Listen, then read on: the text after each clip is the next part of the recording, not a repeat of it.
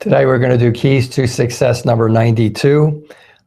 We're going to talk about blogging and other sources of crap news and crap information.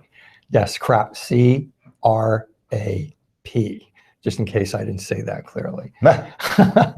So what's that? Well, we got to introduce ourselves. Oh, I'm Dr. Martin Rutherford. I'm a certified functional medicine practitioner, chiropractor. Dr. Randall Gates, board certified chiropractic neurologist, also a chiropractor. I have a Bachelor of Arts in English and Philosophy. Should I mention that too? No. I think we got the big points. We got the big points in there. Anything else? No, I think we got it. Okay, so that's who we are. And most of you know who we are, and you know what we do, and most of you are patients. And some of you just come to consults, but in the end, everybody that we're talking to is usually seeking the means, the end, to get better or stay better or understand what's going on. And the internet has become, it's become a nightmare. It used to be just a pain in the butt, okay? It used to be just that people would come in here and then feel like maybe they had read one tiny aspect of what it takes to address the complex problems that walk in our door, the fibromyalgias, chronic fatigues, the peripheral neuropathies, dizziness, vertigo, balance, migraines, depression, anxiety. They're all complex in getting them under control and keeping them under control. And then frequently, a couple of years later, a patient might call and say, hey, you told me this was going to be good if I kept doing what you're telling me to do. And all of a sudden, I'm not feeling good and I'm doing what you're telling me to do. And then we'll say, okay, well, are you taking any new supplements? Are you doing anything like that? Oh, and I'm talking about one specific case who was doing spectacularly well. It was an extremely difficult case. And he came in and he looked terrible. And I said, I'm doing everything. I'm doing your diet. I'm doing the exercises. And I said, well, when did you start not feeling good? And he goes, like about 4 months ago. And I said, well, what happened? And he said, oh, online, I saw this new product for autoimmune patient. And it was just one supplement. And it said, if I take this, it'll get my immune system under control. I said, okay. And you started taking it. And he said, and I started feeling like this. And I said, okay.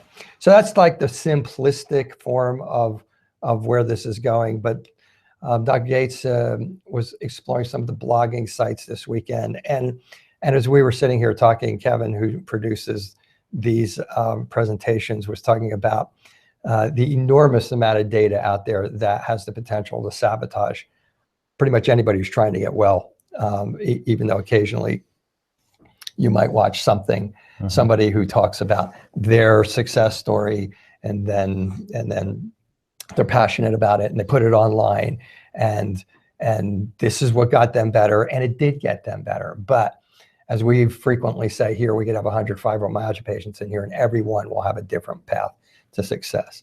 So blogging, you came in here passionately like, we're going to do blogging today. Yeah. Well, I get so many questions.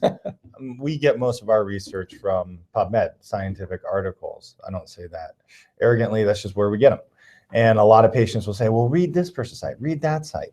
And why is that important? Why is PubMed? Because these are scientifically peer-reviewed articles. This is the research. This is where everything comes from. And just because it's research doesn't mean that it's good information either, or that it's clinically applicable to you. And I was going to take that one more step and say that. And what I'm going to say is PubMed is where all the research is, but you still have to be qualified to be able to look at all that research and understand what's relevant and what's not, and what's a good study and what's not, and then even take that data and put it together and put it in a useful in a useful manner. So that's like light years above what the blogging. But if you don't have the experience that we've had, if you don't have the background in neurology that Dr. Gates has, it's tough to even look at a research paper and know whether you should be doing that or not. I'm sorry, I know I interrupted, but I want to make that point. That's exactly it. So this is not to say that there are not good blogs out there, that there are not diligent bloggers who really take their research seriously. However, this weekend I had an experience where I was just searching for something on Google. I wanted a simple answer. And as I perused through Google and YouTube for at least a half hour, I came across nothing but absolutely worthless information. And I can say this information was worthless because it was basically all the same thing. I could tell that it was written by bloggers, not the doctors who were saying that they were writing it. And they all had the 5 steps for this cure, the 6 steps to this cure, the 7 steps to this cure. And always the last step was to take their product. So that really turned the light bulb on for me, that a lot of you are out there searching for information, doing your research, as a lot of you will tell us. And you just need to realize who's putting this information out. Most likely it's not the doctor who is advertising that they're putting the information out, because I can tell completely that it's not written by a doctor. And it's just not solid information. We're in a landscape where everybody's trying to get attention. Yes, we do it too, but we try to produce authentic videos with really good information that's true and based on sound science, versus everybody out there is just trying to get their message out there as loud as they can, advertise a product, sell a product, direct you to another link that's really big, so they get paid by that website, or it elevates their Google search engine status. And that's what you have out there. And I was just blown away, because I know that Google comes out with these different matrices on trying to eliminate kind of bad marketing. They want you to have a good experience when you're using their search engine. And at this point, it seems like some of that is falling apart, because the people who create these websites have figured out Google, and they figured out how to basically create crap content, I'm sorry, to get you to their page to buy their product, and to frankly just kind of confuse you. And that's where we're at. So it's a major problem. So for those of you who come in, yeah, for those of you who come in here and say, well, I did my research and I looked on this website, if you see me frown, this is going to be why, because I'm a little over my limit in terms of frustration as to what I saw. So that's my take on it. What else do you want? Yeah, no, that's legitimate. I mean, it's difficult. Sometimes it's difficult when a patient comes in and they've spent hours and days and weeks and months doing research. And then as I sit and listen to the patient in the consult, try to understand, like, how do I tell them that what they're researching is incorrect? Because they may be a very intelligent person, probably more intelligent than me. But if you're researching and you're really learning the wrong information well, you're learning the wrong information well. And if you're going to cling to that, initially, in my mind, that makes it difficult for me to want to recommend treatment to a patient, because if they're going to cling to an idea that we have seen fail time and time again, then their program is going to fail, and then they're going to be upset with us.